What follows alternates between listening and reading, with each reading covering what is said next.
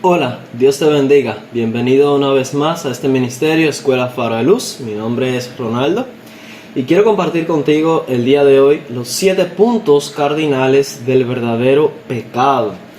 Hay 7 puntos en la Biblia enseñados respecto al pecado que nos va a dejar con este asunto bien claro de una vez y por todas.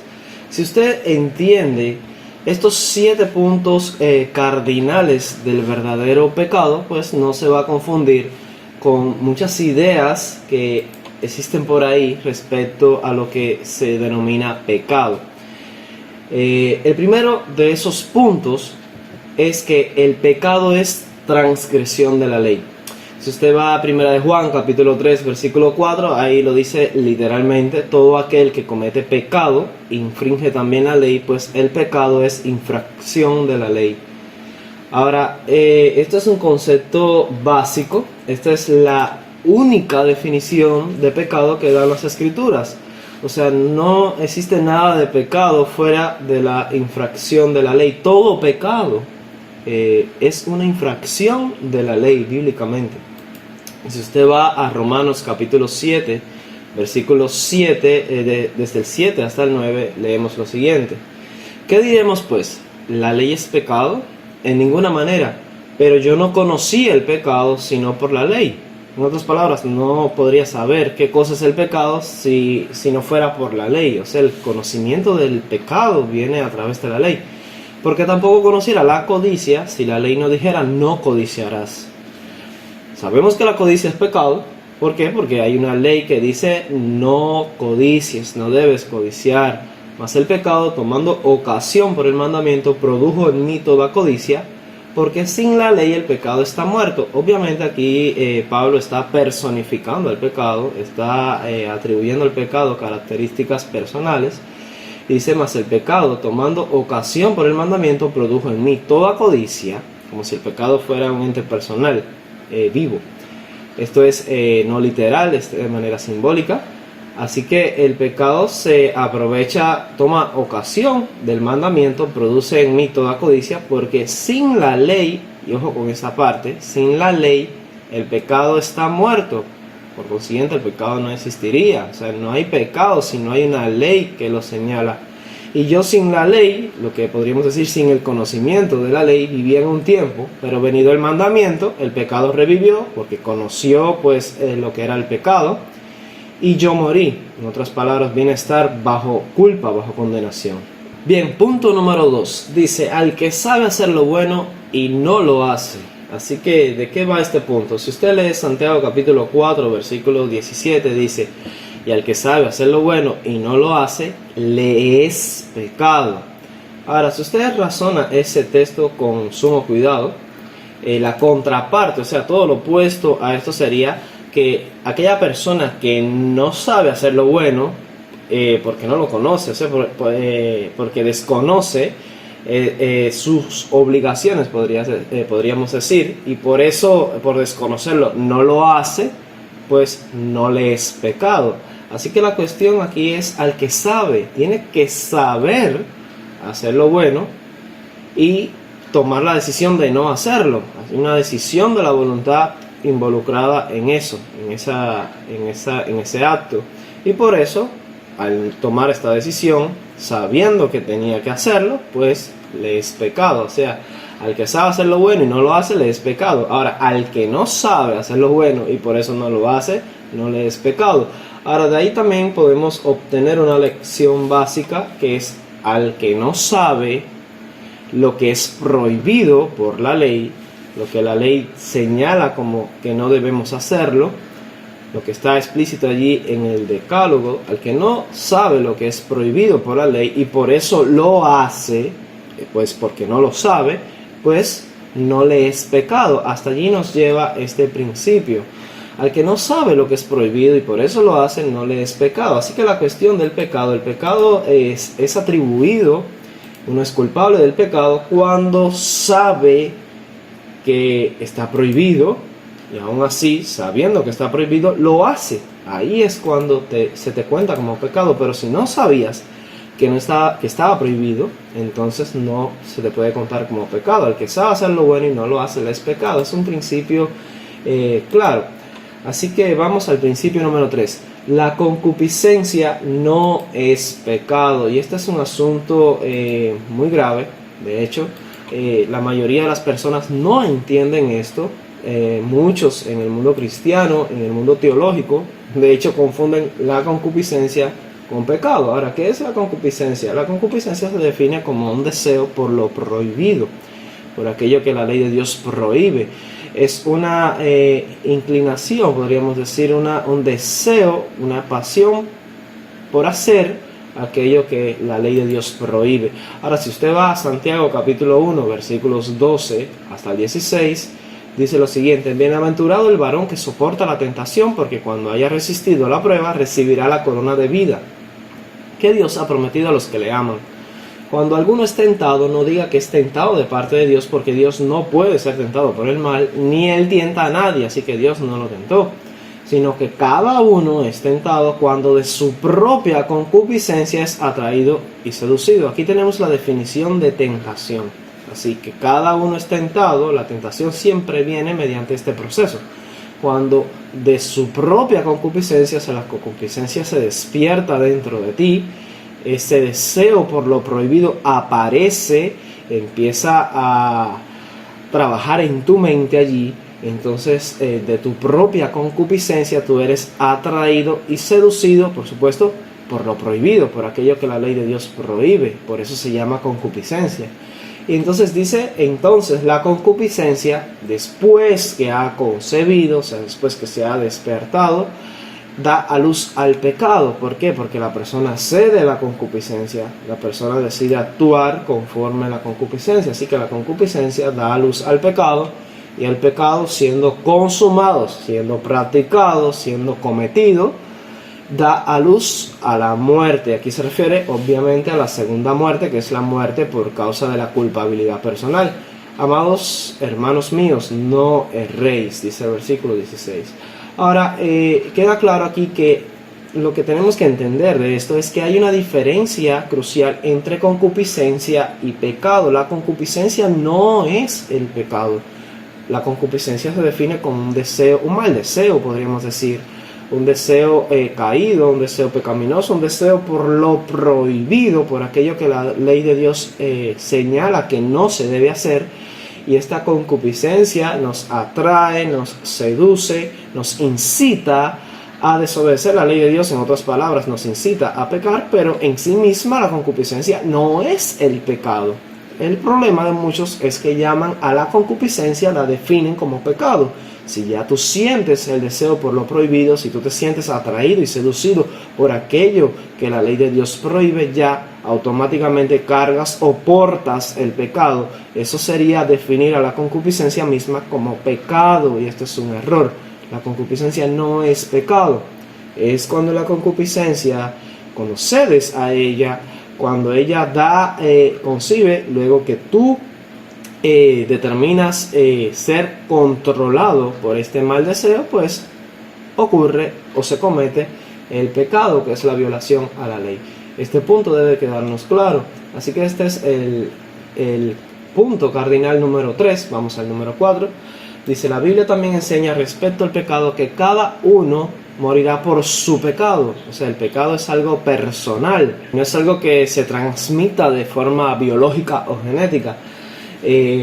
Vamos a Deuteronomio 24:16, y ahí leemos que los padres no morirán por los hijos, ni los hijos por los padres. Cada uno morirá por su propio, por su pecado. O sea que el pecado es personal, la culpa por el pecado es personal.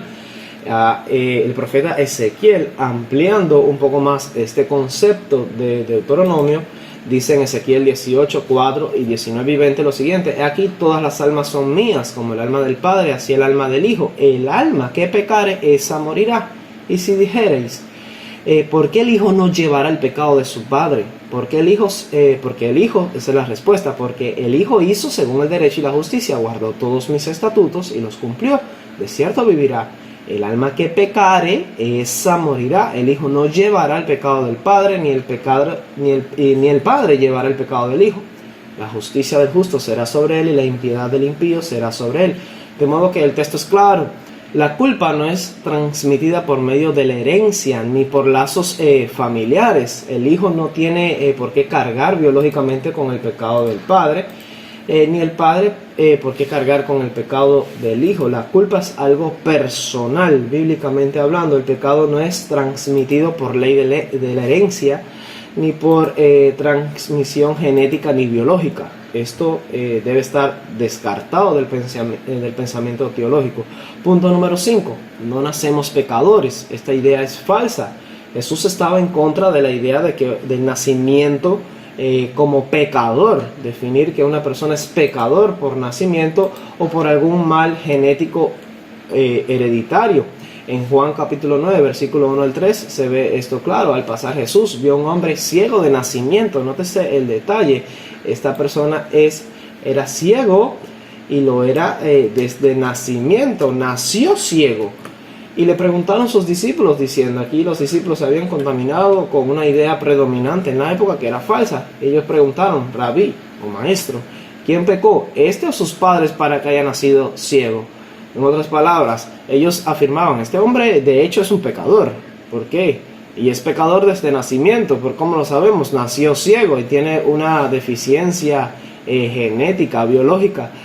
Hay un mal hereditario en esta persona, debe ser un pecador, nació pecador. Ahora, la pregunta que ellos querían aclarar era si el pecado había sido propio del niño que pecó en el vientre, o si el pecado se lo había transmitido biológicamente por medio de la herencia de sus padres. ¿Era el pecado de sus padres o era el pecado del propio niño? Esa era la pregunta, pero la posición que ellos tenían es que obviamente era un pecador y habían llegado a esa conclusión por simplemente ver sus ojos. No podía ver y no podía ver desde el nacimiento, pues obviamente era un pecador de nacimiento, y esta idea es totalmente falsa, era una conclusión errónea. Jesús trató de corregir esto. La pregunta, ¿quién pecó, este o sus padres, para que haya nacido ciego? Respondió Jesús, no es que pecó este ni sus padres, o sea, él no pecó en el vientre, sus padres no le transmitieron ningún pecado biológico. De hecho, ya eso quedó demostrado en nuestro punto anterior. El profeta Ezequiel habla claro respecto a esto. No es que pecó este ni sus padres, sino para que las obras de Dios se manifiesten en él. Ahora yo te recomiendo leer toda la historia. Jesús manifestó las obras de Dios en él. Y ahora, cuando usted va a Juan capítulo 9, versículo 34, allí nuevamente se manifiesta el pensamiento común que tenían en la época los dirigentes religiosos, los eruditos, los teólogos de la época. Creían algo falso y muy particular que persiste hasta el día de hoy. Dice, respondieron y le dijeron, tú naciste del todo en pecado y nos enseñas a nosotros. Y le expulsaron, o sea, lo expulsaron de la iglesia, lo expulsaron de la sinagoga, la iglesia de la época.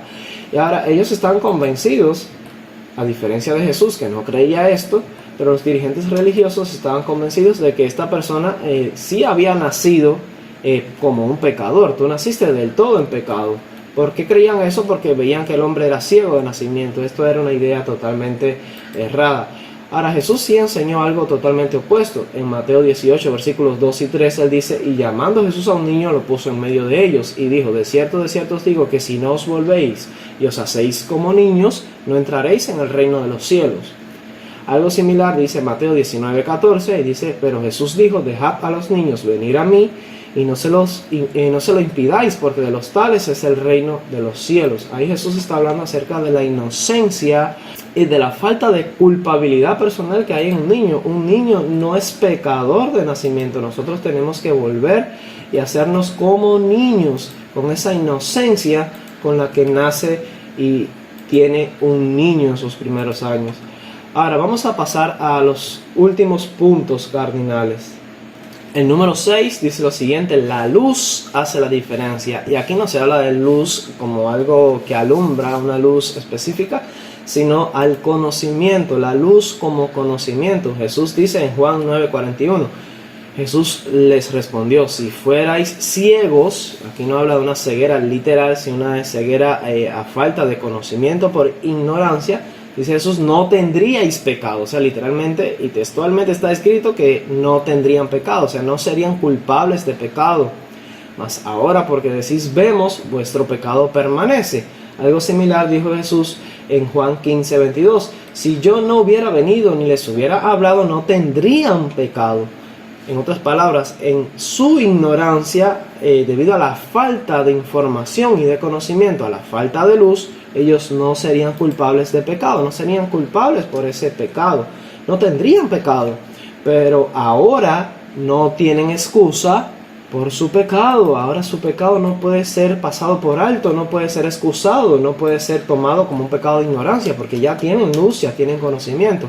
Así que a la falta de luz, a la falta de conocimiento, a la ignorancia, el pecado queda anulado. No tendríamos pecado, no tendrían pecado, dijo Jesús bien claro y enfáticamente. Y lo mismo se recalca en Hechos 17:30. Dice que Dios, habiendo pasado por alto los tiempos de esta ignorancia, ahora manda a todos los hombres en todo lugar que se arrepientan. Así que mientras andamos en falta de luz, andamos en ignorancia, el pecado no se cuenta, el pecado no tendríamos pecado, no se nos culparía del pecado. Y en el punto número 7, dice lo siguiente, nuestro punto cardinal final, en Génesis 4:7 dice, si bien hiciereis, no serás enaltecido, y si no hicieres bien, el pecado está a la puerta. Con todo esto, a ti será su deseo, y tú te enseñorearás de él. Ahora, aquí se presenta el pecado como una fiera que está a punto de lanzarse sobre su víctima, está acechando a la puerta, está al ataque. Ahora, obviamente, tú puedes dominar el pecado, tú puedes enseñorearte de él, puedes controlarlo. O sea, el pecado no tiene por qué vencerte. Y eso queda cuando vamos a 1 Corintios 10. Allí el apóstol Pablo amplía este concepto y dice lo siguiente, 1 Corintios 10:13. No os ha sobrevenido ninguna tentación que no sea humana, pero fiel es Dios, que no os dejará ser tentados más de lo que podáis resistir, sino que dará también juntamente con la tentación la salida, para que podáis soportar. La conclusión lógica de este pasaje es que si toda tentación puede ser vencida, entonces también podemos dejar de pecar. No hay excusa alguna para el pecado. El pecado puede ser vencido. Si toda tentación viene acompañada de una salida, si toda tentación puede ser soportada, si Dios no nos va a dejar ser tentados más de lo que podemos resistir, evidentemente entonces podemos dejar de pecar, podemos vencer todo pecado. Así que la conclusión es lógica. Y por último, en Isaías 59:2 dice allí que nuestras iniquidades han hecho división entre vosotros y vuestro Dios, y vuestros pecados han hecho ocultar de vosotros sus rostros para no ir. Así que es el pecado lo que nos separa de Dios, no a la inversa. Bueno, estos son los 7 puntos cardinales del verdadero pecado en la Biblia. Si usted entiende estos 7 puntos, no se va a confundir con la idea de entender el pecado como un estado, como una condición, o el pecado como una herencia genética que viene en la biología humana, en la naturaleza humana, por medio del nacimiento. Que Dios te bendiga.